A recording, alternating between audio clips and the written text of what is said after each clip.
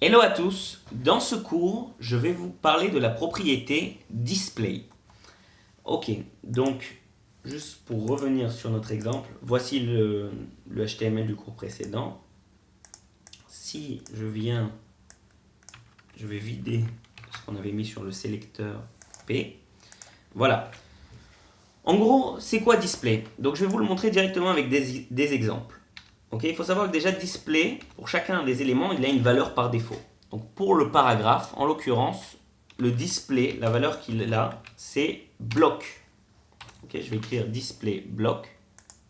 Et vous voyez que rien ne change. Les paragraphes restent les uns à la suite des autres. C'est quoi display bloc? Ça veut dire que chacun des éléments oblige l'élément suivant à aller à la ligne. Okay, c'est ça un élément qui est en display bloc. Maintenant, si par exemple, je voulais utiliser une autre valeur de la propriété display, la propriété inline. Okay. Juste afin de savoir exactement de quoi on parle, je vais quand même leur donner une couleur d'arrière-plan, background color. On va donner une couleur qui ne se voit pas trop, le jaune par exemple. Ok, je rafraîchis et voilà nos blocs.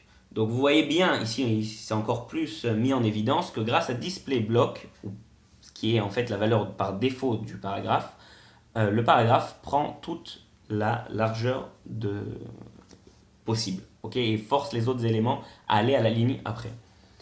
Maintenant, si par exemple j'avais écrit pas display block et j'avais écrit display inline, qui est une autre valeur de display. Donc qu'est-ce qu'on voit ici? On voit qu'ici que le paragraphe, il prend juste ce qu'il a besoin et il met le paragraphe suivant juste après. Pourquoi? Parce que c'est grâce à ce display inline. Il les affiche dans la ligne, si vous voulez, pour vous en rappeler. Ok? Maintenant, très bien, mais imaginez que je veux, par exemple, donner une largeur spéciale à chacun de mes paragraphes. Ok? Je vois la taille qu'il a, mais je veux qu'il soit légèrement plus grand que ça. On va dire par exemple, je voudrais que sa largeur, ça soit 200 pixels. Je rafraîchis ma page, rien n'a changé.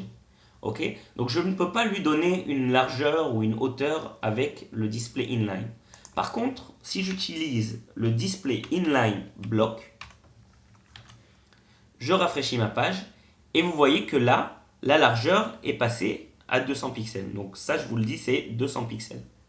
Ok. Donc voilà, pour l'instant on a vu block, inline et inline block.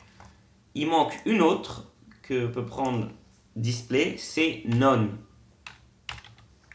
Et c'est quoi none? C'est tout simplement ne rien afficher. Donc chacun de nos paragraphes n'est pas affiché à l'écran. Ok, grâce à ce display none. Voilà, c'est tout pour display.